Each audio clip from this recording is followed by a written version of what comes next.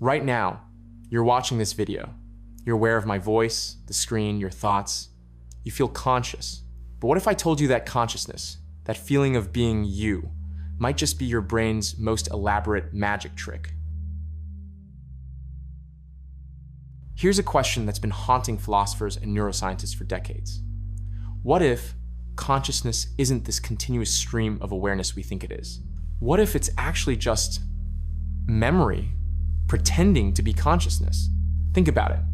You feel like you've been conscious this entire video, right? But have you? Or does your brain just remember the last few seconds and stitch them together so seamlessly that you think you've been here the whole time?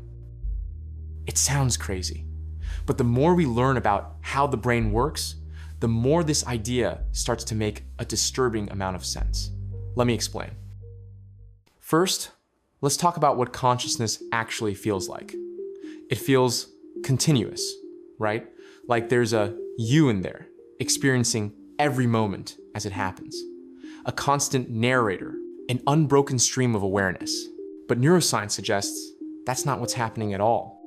Your brain doesn't process reality in real time, like a video camera. It processes information in discrete chunks, little snapshots of reality that get stitched together after the fact. Your consciousness lags behind reality by about half a second.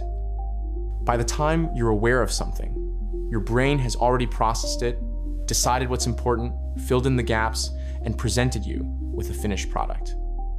And here's where it gets wild. Your brain is constantly editing.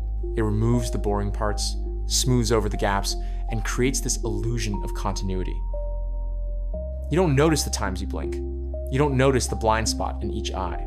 You don't notice the moments when your attention drifts, because your memory doesn't record those gaps. So as far as you're concerned, they never happened. Now, here's where the consciousness is just memory idea really starts to make sense. Think about patients with severe amnesia, people who can't form new memories. There's a famous case study of a patient known as HM. He had his hippocampus removed to treat epilepsy, and afterward, he couldn't form new long-term memories. But here's the weird part. HM still felt conscious in the moment. He could hold conversations, solve puzzles, experience emotions. But the second his attention shifted, those experiences vanished completely. He lived in an eternal present. No continuity, no sense of time passing. So was he really conscious? Or was he just a brain running programs without anyone home to remember it? Now flip that around. What if you're the same way? What if consciousness is just a side effect of your brain being able to remember what it was just doing?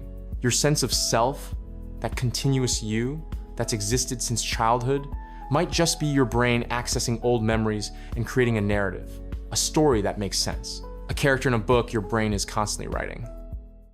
Now, philosophers have been grappling with this for centuries. Descartes said, "I think, therefore I am. Consciousness proves existence." But does it? Consider this. Every cell in your body gets replaced over time. The neurons in your brain reorganize themselves constantly. Your memories change and degrade. So is the you watching this video the same you that started watching 5 minutes ago? Or did that person cease to exist and a new you with slightly different memories took their place? If consciousness is really just memory creating the illusion of continuity, then you might actually be dying and being reborn thousands of times per day.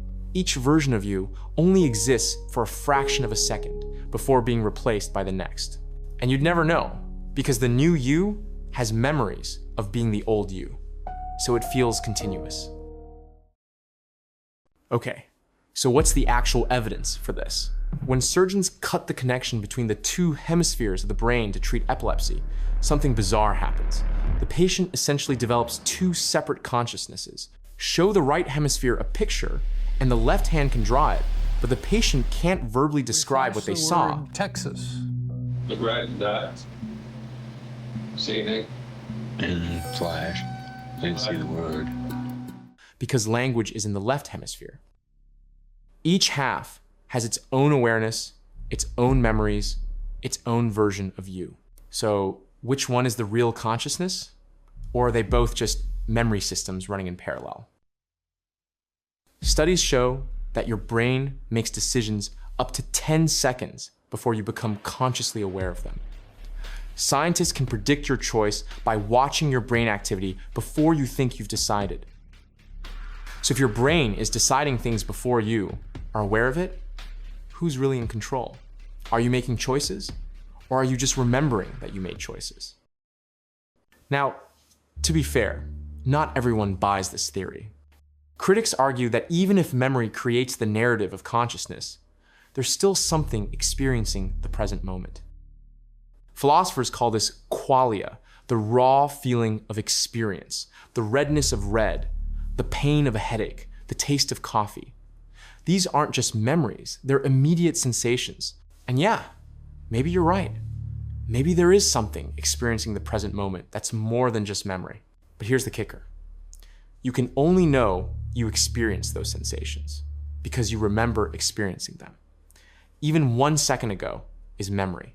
You can never prove you're conscious right now, only that you remember being conscious a moment ago. So where does this leave us? If consciousness really is just an illusion created by memory, then every moment you think you're experiencing right now is actually a reconstruction, a story your brain tells itself.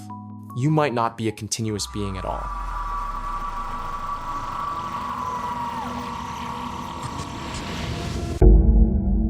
You might be a series of brief, disconnected moments of awareness, each one dying instantly, replaced by the next, with memory being the only thread holding the illusion together.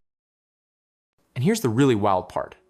This might apply to everyone and everything. When you talk to another person, you might be talking to a different consciousness than existed a second ago. Every conversation is between strangers who only think they know each other because they share memories. Sleep would be death. Waking up would be birth. And the you that went to sleep last night isn't the same you that woke up this morning. You just inherited their memories. Or maybe consciousness is real. Memory is just one part of it, and I'm way overthinking this.